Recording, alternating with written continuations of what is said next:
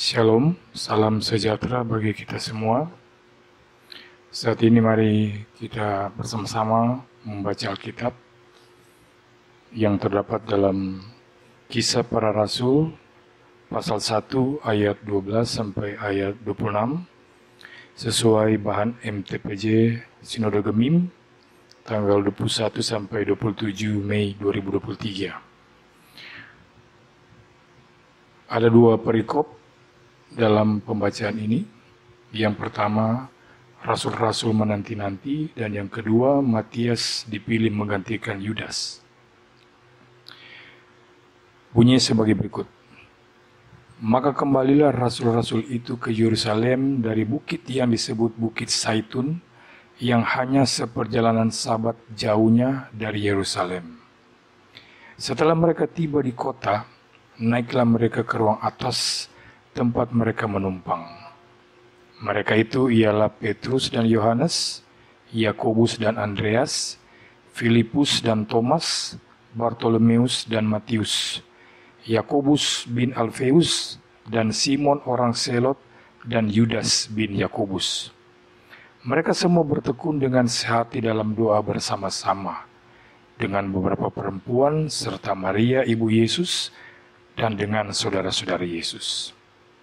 Pada hari-hari itu berdirilah Petrus di tengah-tengah saudara-saudara yang sedang berkumpul itu. Kira-kira 120 orang banyaknya, lalu berkata, "Hai saudara-saudara, haruslah genap nas kitab suci yang disampaikan Roh Kudus dengan perantaran Daud tentang Yudas, pemimpin orang-orang yang menangkap Yesus itu. Dahulu ia termasuk bilangan kami dan mengambil bagian di dalam pelayanan ini. Yudas ini telah membeli sebidang tanah dengan upah kejahatannya, lalu ia jatuh terlungkup dan perutnya terbelah sehingga semua isi perutnya tertumpah keluar. Hal itu diketahui oleh semua penduduk Yerusalem, sehingga tanah itu mereka sebut dalam bahasa mereka sendiri Hakaldama, artinya tanah darah.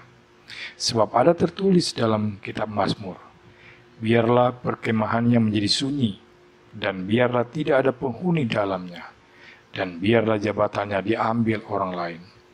Jadi harus ditambahkan kepada kami seorang dari mereka yang senantiasa datang berkumpul dengan kami selama Tuhan Yesus bersama-sama dengan kami, yaitu mulai dari baptisan Yohanes sampai hari Yesus terangkat ke sorga meninggalkan kami untuk menjadi saksi dengan kami tentang kebangkitannya." Lalu mereka mengusulkan dua orang, Yusuf yang disebut Barsabas, dan yang juga bernama Justus dan Matias. Mereka semua berdoa dan berkata, "Ya Tuhan, Engkaulah yang mengenal hati semua orang. Tunjukkanlah kiranya siapa yang Engkau pilih dari kedua orang ini untuk menerima jabatan pelayanan, yaitu kerasulan yang ditinggalkan Yudas yang telah jatuh ke tempat yang wajar baginya." Lalu mereka membuang undi bagi kedua orang itu, dan yang kena undi adalah Matias, dan dengan demikian ia ditambahkan kepada bilangan ke-11 rasul itu. Saudara-saudara yang Kristus kasihi, setelah mereka menyaksikan kenaikan Tuhan Yesus ke surga di Bukit Zaitun, yang berjarak hanya seperjalanan Sabat jauhnya dari Yerusalem, mereka kembali ke Yerusalem. Mereka diam di sana seperti yang telah dipesankan kepada mereka. Seperjalanan Sabat adalah suatu jarak perjalanan yang masih diperbolehkan bagi orang Yahudi untuk berjalan pada hari Sabat, yaitu sekitar 500 meter. Setelah mereka tiba di kota, naiklah mereka ke ruang atas tempat mereka menumpang. Ruang atas yang dimaksud di sini sebetulnya adalah loteng kamar. Ruang atas ini mengingatkan kita pada peristiwa perjamuan malam terakhir Yesus bersama dengan murid-muridnya. Sekarang para murid kembali berkumpul, sekalipun memang tidak di ruang atas yang sama persis dengan peristiwa perjamuan malam terakhir bersama Yesus itu. Tetapi tetap ini terjadi di ruang atas. Hanya saja Kali ini persekutuan mereka itu tidak dihadiri oleh Yesus secara jasmani. Mereka diminta untuk tetap bersekutu, berdoa bersama, menjalankan tugas, dan menghimpun kekuatan mereka sekalipun Yesus secara jasmani tidak lagi bersama-sama dengan mereka. Daftar orang-orang yang hadir pada saat itu disebutkan, yaitu selain para murid Yesus yang berjumlah 11 orang, juga hadir orang lainnya, termasuk Maria, ibu Yesus. Yang menarik dalam daftar yang disebutkan itu, ada Simon orang Selot, yang berasal dari golongan ekstrim nasionalis. Hal ini menunjukkan bahwa kelompok para murid Yesus itu memang terdiri dari berbagai macam orang yang berbeda latar belakangnya. Lalu, dalam susunan dari daftar murid yang disebutkan itu, 3 murid utama Yesus, yaitu Petrus, Yohanes, dan Yakobus, ternyata tidak dimasukkan ke dalam satu kelompok. Kelompok yang ada hanya terdiri dari 2 murid, misalnya Petrus dan Yohanes, Yakobus dan Andreas, Filipus dan Thomas, dan sebagainya. Penyusunan dua-dua ini kemungkinan mengikuti contoh yang dahulu pernah dilakukan oleh Yesus ketika ia masih hidup di dunia, yaitu mengutus para murid berdua-dua. Lagi pula tugas yang diberikan Tuhan Yesus itu bukanlah untuk dikerjakan secara pribadi, melainkan secara bersama-sama untuk saling menolong. Hal ini juga bisa menjadi salah satu inspirasi bagi kita sekarang ini dalam menjalankan pelayanan kita secara efektif. Agar pelayanan menjadi efektif, kita tidak bisa melakukannya secara bersama-sama dalam kelompok besar. Bayangkan saja, kalau ke-12 murid Yesus itu melakukan penginjilan secara bersama-sama, kemana-mana selalu dengan kelompok 12 orang itu, ini merepotkan. Namun pada pihak lain, pelayanan itu juga tidak bisa dilakukan seorang diri saja, yang membuat seseorang itu tidak bisa bertukar pikiran atau saling mengingatkan bila ada kekurangan. Jadi kita harus melakukannya tetap dalam kelompok. Hanya saja dengan jumlah yang kecil sehingga dapat tetap bergerak secara dinamis, gesit, dan lincah. Banyak gereja berusaha untuk melakukan hal itu dengan cara menggalakkan persekutuan di wilayah-wilayah, di rayon-rayon, dan menjadikannya sebagai basis kegiatan gereja. Para murid yang berkumpul di ruang atas itu bertekun dengan sehati dalam doa bersama-sama. Ini tercatat dalam ayat 14. Perhatikan bahwa mereka bukan hanya asal berdoa bersama-sama, tetapi dalam kesehatian. Pokok doa mereka adalah meminta Roh Kudus itu segera datang, menguasai mereka seperti yang telah dijanjikan. Inilah perbedaan prinsipil antara persekutuan doa yang dilakukan oleh para murid dalam kisah ini dengan persekutuan doa yang sering kita lakukan. Pertama, persekutuan doa yang dilakukan para murid di sini lahir dari kesehatian. Mereka bersama-sama saling memperhatikan satu terhadap yang lain, saling ikut merasakan pergumulan, kesulitan, dan kesusahan orang lain. Kalau persekutuan doa yang sering kita lakukan, yang terjadi adalah orang datang dan mengikuti persekutuan doa karena mereka ingin didoakan. Biasanya mereka mempunyai persoalan yang menyangkut diri mereka sendiri dan ingin orang lain ikut mendoakannya. Maka tidak heran, sering terjadi dalam persidangan majelis jemaat, ada menjadi bahan diskusi, yaitu tentang kondisi persekutuan doa pagi yang sering sepi dan tampak tidak hidup. Memang seringkali tidak tahu apa alasan persisnya mengapa itu bisa terjadi, tetapi mungkin karena banyak orang yang merasa tidak sedang menghadapi persoalan apapun. Mereka merasa semuanya baik-baik saja dan karena itu tidak membutuhkan apa-apa termasuk Tuhan, sehingga mereka pun tidak terdorong untuk pergi ke persekutuan doa pagi hari. Mungkin suatu saat nanti, kalau mereka sedang menghadapi ujian, atau ketika membuka toko baru, usaha baru, sakit keras, barulah mereka merasa sangat membutuhkan dukungan doa. Doa barulah menjadi penting bagi mereka pada saat-saat seperti itu. Kerinduan untuk didoakan oleh orang lain tentu tidak salah, tetapi tidak cukup sebab belum menunjukkan kesehatian. Itu hanya menunjukkan bahwa kita ingin didoakan oleh orang lain. Sedangkan sehati itu berarti kita juga mau mendoakan orang lain. Jadi sekalipun kita tidak sedang membutuhkan apa-apa, kita tetap mau mendoakan orang lain. Itulah sebabnya kita juga rindu untuk datang ke persekutuan doa. Karena kita bisa saling mendoakan atau berdoa bersama-sama.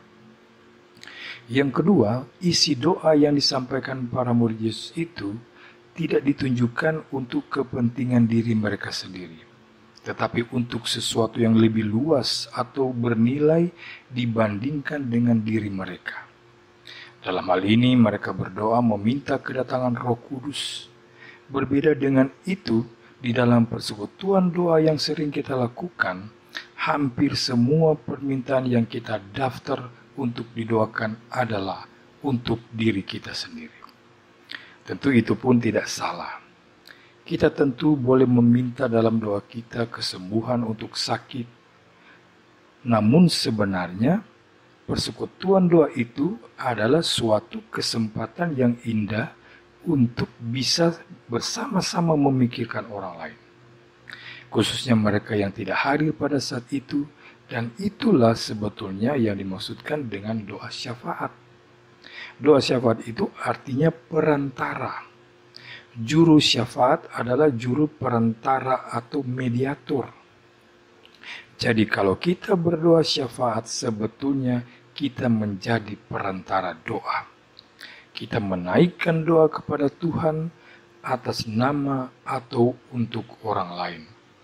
Kalau doa syafaat kembali diisi dengan sejumlah daftar untuk kepentingan diri kita sendiri, itu sebenarnya bukan doa syafaat lagi.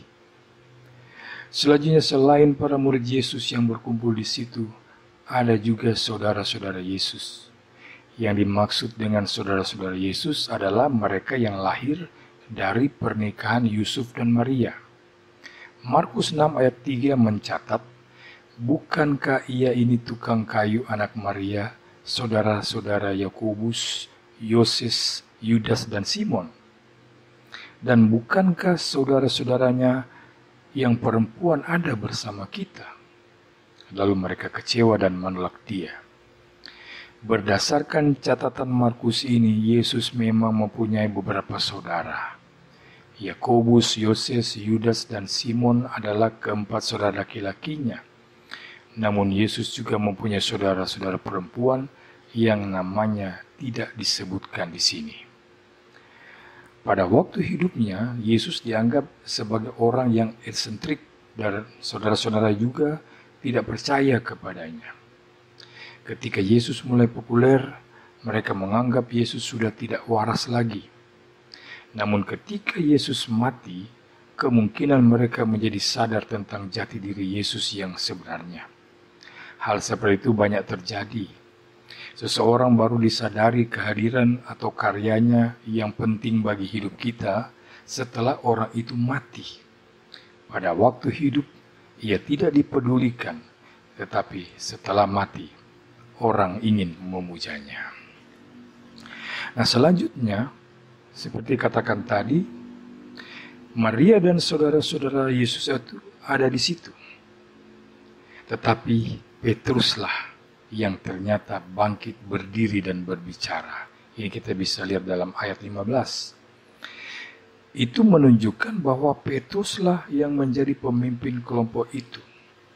Hal itu sekaligus menunjukkan bahwa dalam struktur pemuritan, sistem keluarga tidak berlaku di sini. Sekalipun ibu atau saudara Yesus, tetapi itu tidak otomatis menjadikan mereka sebagai pemimpin dari kelompok tersebut. Petruslah yang ternyata menjadi pemimpinnya, sekalipun Petrus juga mempunyai banyak kelemahan seperti yang telah ditunjukkan selama ini. Bahkan karena kelemahannya itu, ia pernah melakukan suatu tindakan yang sangat fatal, yaitu menyangkal Yesus. Namun Petrus tetap dipilih. Mungkin karena karakternya yang kuat itu, dan sekaligus juga karena kelemahan yang dimilikinya itu. Lagi pula dalam banyak hal, Petrus mampu menunjukkan kepemimpinan, kepeleporan, dan inisiatifnya. Yesus sendiri sudah menetapkan Petrus untuk menjadi pemimpin. Nama Petrus yang berarti batu karang diberikan oleh Yesus untuk menggantikan nama yang lama, yaitu Simon. Murid-murid Yesus yang berkumpul pada waktu itu berjumlah 120 orang. Jika jumlah ini dibandingkan dengan jumlah murid yang sebelumnya hanya 11 orang saja, tentu jumlah 120 orang adalah suatu jumlah yang cukup besar.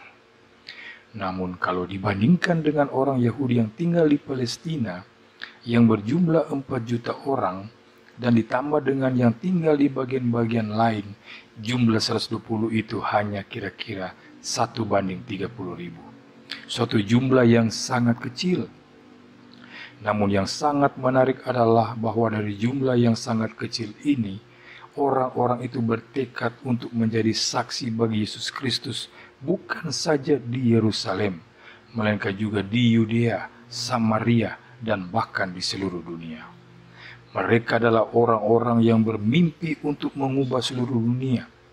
Mereka betul-betul percaya bahwa dunia akan berubah oleh pemberitaan dan kesaksian mereka.